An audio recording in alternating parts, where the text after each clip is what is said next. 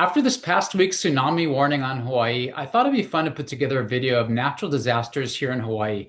This is my fourth tsunami evacuation since I've been alive. I'm just a little over 50 years old, and I want to put together a little video here to talk about natural disasters here in Hawaii and a little bit about my background. And I'm going to share some personal experiences and I'll have some opinions.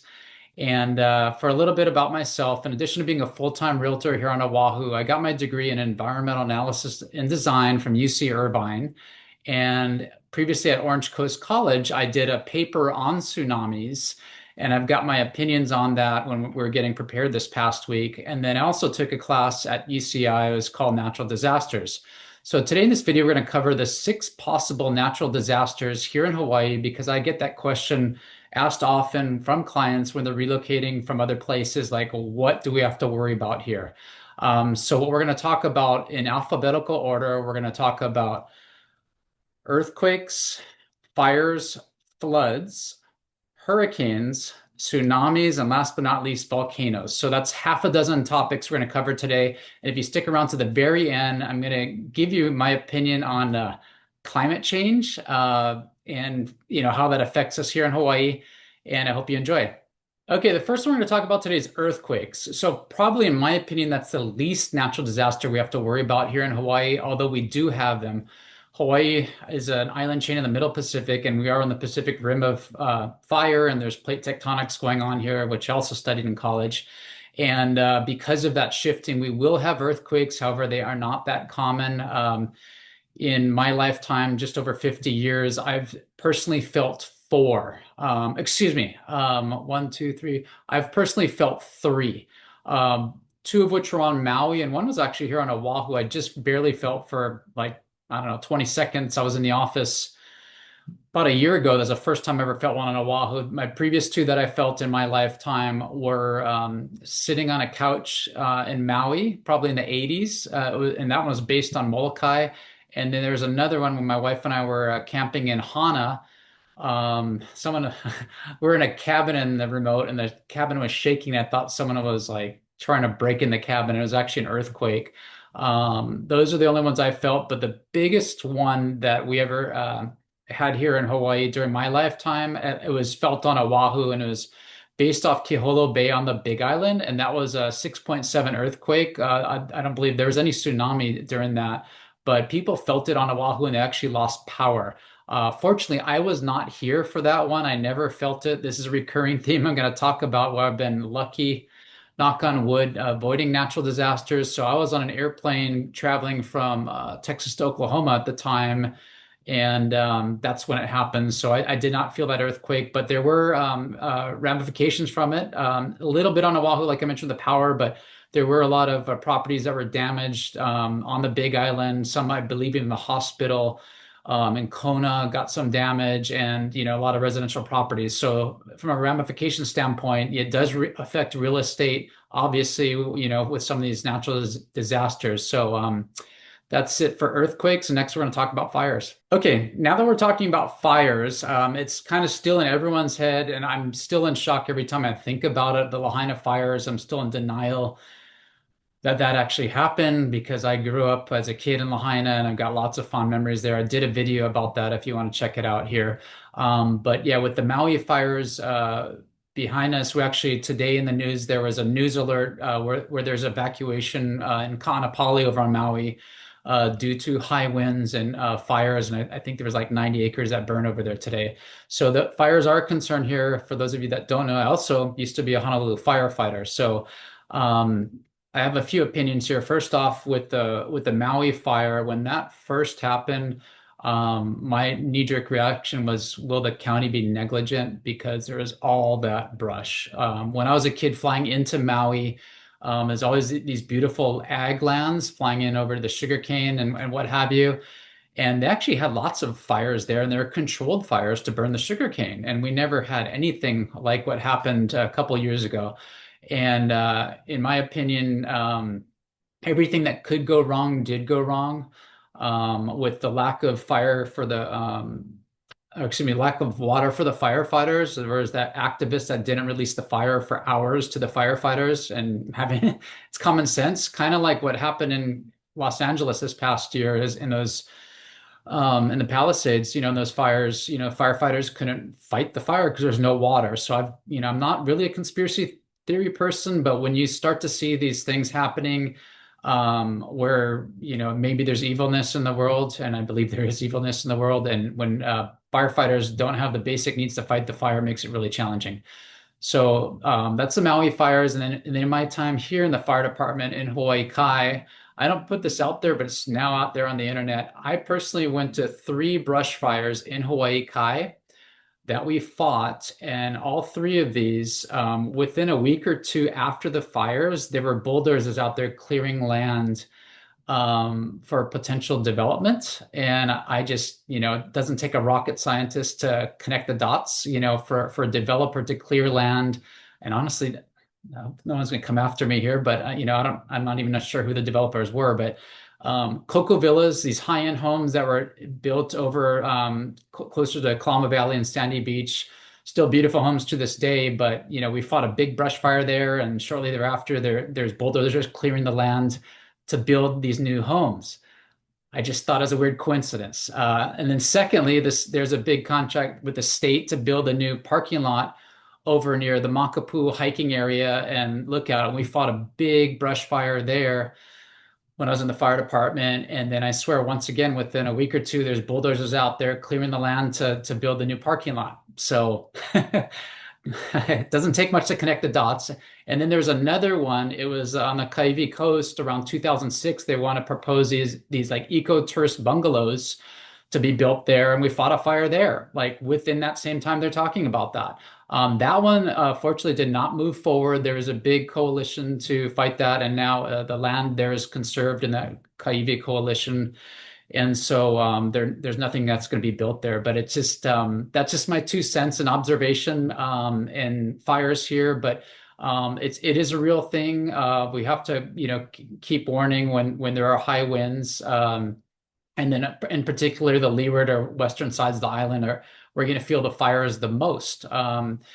But relatively speaking, even one of those bigger fires that I fought here in Hawaii Kai on the backside of Cocoa Crater, I think at the time it was, I don't know, 1,000 acres, which was big. It was a big fire. But compared to what they get in Southern California, it's nothing. Like when I was in college studying a lot of this stuff, there were the big Laguna fires. And that was just wild to see what can happen. Just one ember can jump across half a dozen to 8 lanes of highway on PCH to start another fire. So it's just wild how fast the fire can spread. With that said, let's wrap up fires and we'll cover the floods. Okay, now that we're going to talk about flooding here on Oahu, and it's a real thing that can happen. There's many different ways properties can flood. First of which is rain, and then we could have major storms, and then lumped into this group, we're going to talk about some waves as well. It is a real thing having flooding here on Oahu. There's a reason why there's the FEMA flood maps, and the reason why people do get flood insurance to protect their properties. So in general, when we get a lot of heavy rains, it's typically the windward side of Oahu that is going to have those warnings. And in areas in particular, like Waihole and Waikane and Ka'ava, like they just get hit really hard typically. So sometimes out there, some of the homes do have to be built elevated to be off the ground. Firsthand, say in East Oahu, closer to where I live, firsthand experience. So there was there was the New Year's Eve flood of 1988. I remember that. When I was a kid, a lot of the eastern Oahu valleys got major flooding. What happened? There's some areas of Kulia'o that got condemned because the flooding was so bad. In the fire department, one of my captains, who's no longer with us, he passed away, rest his soul, last year. He told me a story about on Kahena Street in Hawaii Kai. Prior to them developing Haheone Valley and the homes there, Kahena Street used to be called Kahena Stream. So there's a saying, water will always find its way. And he said when they were going to help people out back then, the truck started kind of sliding down the road. Fortunately, with all these learning experiences, quote unquote, the city has put in a lot of remediation. Like there weren't storm drains behind some of these neighborhoods, which there are now, like in Haheone Valley, in Kulia'o, to prevent future flooding events. Another thing that the city is now, after the fact, they're not always proactive, they're always retroactive in that, back to counties being negligent. I talked about the Maui fires, but, here in Oahu, there is a big flood in the year 2018 that really hit Lahaina and Nia Valley. I was watching my daughter in a play that night, and it was in Manoa, and Manoa is notorious for getting a lot of rain. And we came out and it was rainy that night, and everyone was saying how Lahaina was flooding. I just thought that was so odd. But what happened was this storm system just sat right on top of Lahaina and Kulia'o, and there's a ridge between those two valleys, which is Hawaii Low Ridge, which I'm going to get to in a second. But there was, major flooding in both those valleys. But what happened is all the storm drains in the valleys were the city was negligent in that they didn't clear them. They let all this brush and debris and everything grow. And then so what happened? It became like a log jam, literally, and the water had nowhere to go. It couldn't funnel out down the valleys, so it overflowed and flooded a lot of the houses in the lower lying areas. So now every time there's a big rain, the cities tend to get a lot more on it, but I don't know if they ever were held liable for that back then.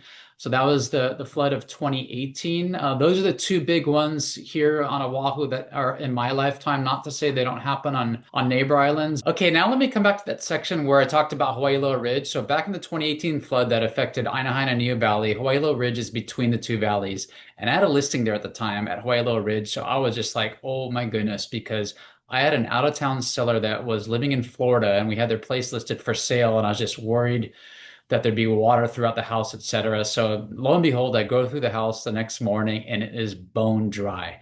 So like I said earlier, there's a saying that the water always flows downhill. So when you're on the top of a ridge, you're less susceptible by gravity to have flooding. So that's my story on Hawaii Low Ridge. Last but not least, within floods, quote unquote, is, we can get big surf here on Oahu. So it's, been the news a lot lately on the North Shore where, during the winter where the waves come up and, there's been erosion there, and which has unfortunately had severe damage on a number of homes. And then towards the end here, we're going to get into climate change and whether or not that's a factor and what my opinion is of that. So that's floods for now. Now we'll jump into hurricanes. Okay, as far as hurricanes go, we've only had two in my lifetime, and the first one was going to be in 1982. That was Hurricane Eva, and that really it affected the west side of Oahu, and there was some damage to real estate.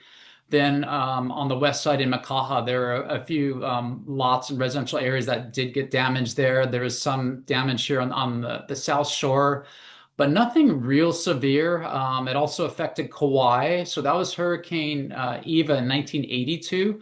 And then we had Hurricane Iniki in 1992, and most people are familiar with that one. That's the one that really took a heavy toll on Kauai. Just kind of obliterated a lot of the island. That was our last major quote unquote hurricane. We've had tons and tons of warnings over the years. We're now in the year 2025. There was one that brushed, a corner of the Big Island a few years back, but there hasn't been anything real extreme like back then. However, I do have another story I want to tell you. Is just prior to COVID, we had a big hurricane warning here, and it was predicted to actually come into Honolulu. It was going to do like a right-hand hook, because typically they'll approach the island chain either on the south or north, but it's typically the Big Island of Hawaii and the volcanoes and the elevation that tend to break these storm systems up, fortunately. So that's why we haven't had too many hurricanes. But this one looked scary because in the computer models, it was going to do a right-hand hook directly south into Honolulu. And knowing what Hurricane Iniki did to Kauai, obliterated everything. There's a way, way, way more housing stock here on Oahu than there is on Kauai. And being in real estate, we have so much residential property that was built post-war in the 1950s of single wall redwood construction homes. And I just couldn't imagine the devastation we'd go through if something like that hit us. However, as things started to simmer down a little bit, we walked down to the beach to kind of see what was going on with the storm. And this someone I won't name here in the video came up on his bike, and he's like, "What are you guys all doing watching the ocean?" I'm like, "Yeah, well, this hurricane here, we just want to see what the ocean was like." A bunch of us neighbors were down at the water, just kind of looking at things. And he's like, well, "Why are you even worried? They're not going to let it hit us." We look around, we're like, "Who's they?" he's like, the government, they're not going to let the hurricane hit us. He says they control the weather. There's too much at stake here on Oahu with all the military and all that. So they're not going to let it hit us. And then he just kind of calmly on his way rode away on his bike. And we all kind of looked at each other. And then sure enough, the hurricane dissipated. But what he mentioned, I've heard about this at the time, that I think maybe some of it's been removed from Google and YouTube and stuff, but it's HARP, which is government created weather. And it's been in the news recently because, in the state of Florida, they're passing a law to basically ban government or man controlled or created weather because it's like people are trying to play God. So, there apparently is that ability to create storms and direct storms and stuff like that. So I'm not sure how true it was in what broke up that storm coming our way, but I'll take whatever I can get because that would not have been nice here on Oahu. So next up, that summarizes hurricanes, and now we'll get into tsunamis. Okay, so the tsunami warning this past week was the fourth in my lifetime. I'm now, like I said, just north of 50 years old. And the first one I remember, I was a kid on Maui. We're living up on Poly Hillside, and there was a tsunami warning. This was like in the mid 80s. And my stepfather at the time rode his bike down to the beach. That's where the old airport used to be in Kaanapali, for those of you that didn't know. And so he did see the tide recede and then come back in, but it was pretty much a non-event with the exception of that. So that was tsunami warning number one. Number two was in 2010. That's one where we all evacuated, and it's something, another kind of rapid tide change in a sense. So that 2010 evacuation happened during the daytime. And we went up to my father's house at the time on a ridge to evacuate. And I think it made the news here, but being in real estate, this is something to just kind of keep conscious. It's not a common thing here, but there was apparently some looting that happened on some oceanfront condos on the Gold Coast down near Diamond Head. People took advantage of people evacuating their condos, and there was some looting. So when the next tsunami warning came in 2012, that was the Japan, earthquake and tsunami. What I decided to do, because similar to this last one, it would have hit the island of Kauai first. So I just watched TV, and I'm like, if Kauai gets obliterated, then I'm getting out of here.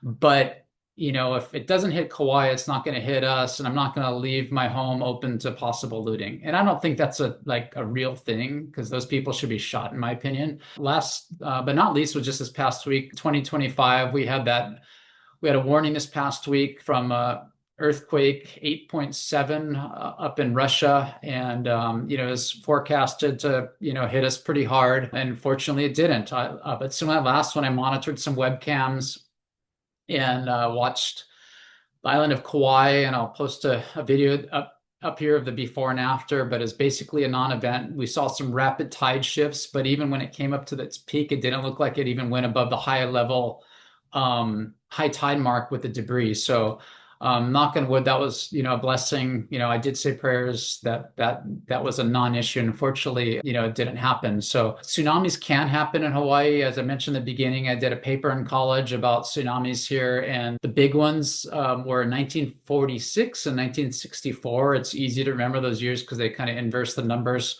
Both of them severely, hit Hilo or the Big Island more than other places on Oahu. And there's been other areas that have had tsunami damage over the years. Some of the valleys like Kalava Valley and Waipio Valley. Typically, it's going to be areas where there's bays that can capture that wave, tsunami wave, and it has a bigger effect than most island chain. But in studying that paper in college, even though, say, if a warning's coming from the north, and you're on the South Shore, you could still be susceptible to it. There are studies where they can actually wrap around island chains. In general, it's just always good to, err on the side of caution. Fortunately, we're all lucky this past week. And finally, we'll get into our sixth and final category, which is volcanoes. Okay, fortunately here on Oahu, we don't really have to worry about volcanoes as much. Pretty much all the craters here on Oahu are extinct. We do have some beautiful remnants though, like some of the most iconic places on the island were former volcanoes such as Diamond Head, and then Hawaii Kai, you've got Coco Crater, and then you've got Hanama Bay is basically a volcano that's into the water. And then you've got Punch Bowl Crater, where we have our veterans buried just directly inland of downtown Honolulu, and we've got Ka'au Crater just up above Pololo. And for those of you that don't know, basically the whole Ko'ola mountain range on the east side was one big volcano.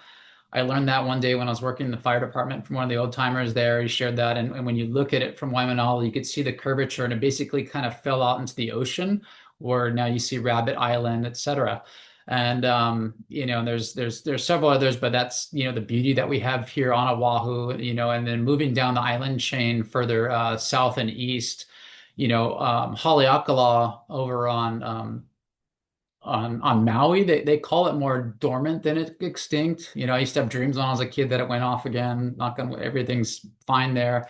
Big Island has been in the news a lot recently with Kilauea is still going, and you've got Kilauea, Mauna Kea, Mauna Loa over there. As far as real estate goes, I've been in the business coming up on 25 years, and I know a high-end broker, early in my career, she was selling some lots on the lava fields there, and the buyer on the mainland was panicking because it's in lava zones. And I can't recall if you ever pulled the trigger, but fast forward to today, some of those same lava zone lots that were trading at a couple $1,000,000 back then are like 10 million today. So, people with money tend to have the risk tolerance, and some of the most high-end real estate on the Big Island is going to be in lava zones, such as in areas such as Kukio and Hualalai, et cetera. And you could have 10, 20, $30 million houses there. So, and they're within lava zones. So on our seller's real property disclosure statement for the state of Hawaii, that, they talk about lava zones. And, fortunately, like I said, it's kind of a non-issue here on Oahu. Another thing having to do with volcanoes is actually volcanic fog. So that can hit the Big Island a lot more severely, and parts of Maui. It'll come over here on Oahu if the winds are completely still.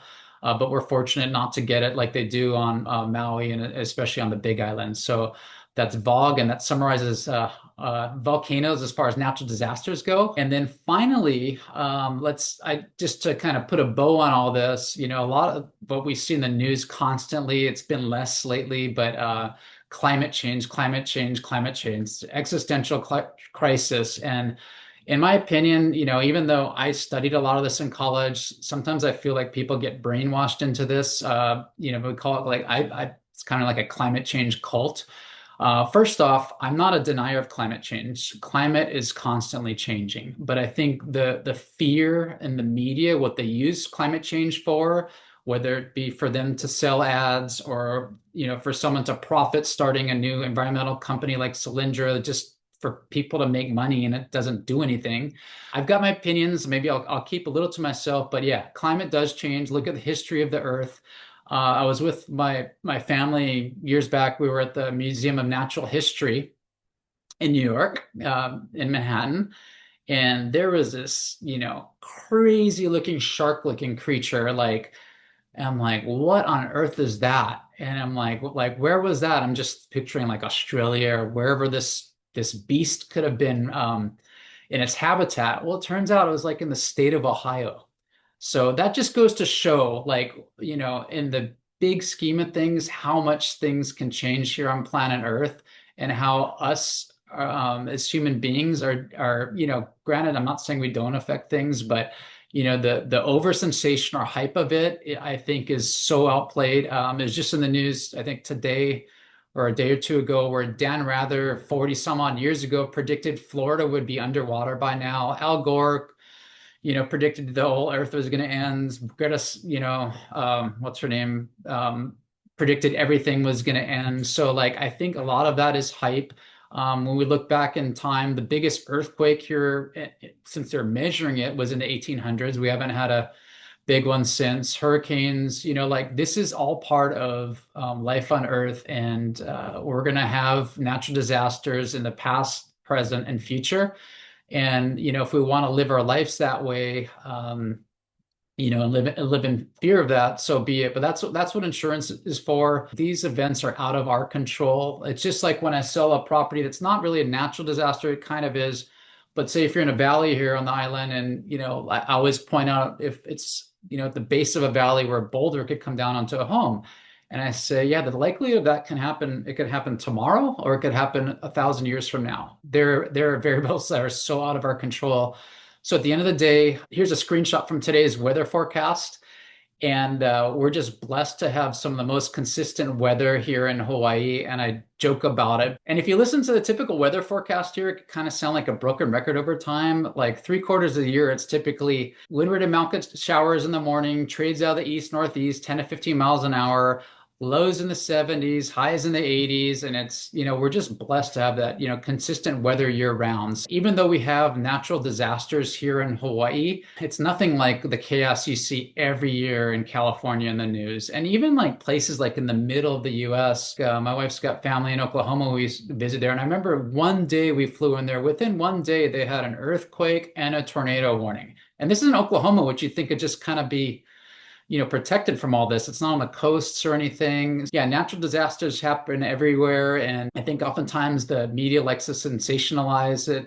There is a local weather channel that calls it the severe weather channel. And this well-to-do, well-respected lady that I know that's in her 80s, she just mocks it because she's been living here most of her whole life. And she just feels how blessed we are with consistent good weather throughout the year. So I hope you found this useful because once again, I do get asked what types of natural disasters and what do we have to worry about here in Hawaii. And at the end of the day, yeah, you could worry yourself to death. But if you're really worried about any of those things and you want to sell your property here, I can help. Or if this doesn't worry you and you want to get in on real estate here, I can help with that as well. My name is David Buck, full-time real estate broker here in Hawaii. I can be reached at 808-371-3509. Mahalo and have a great day.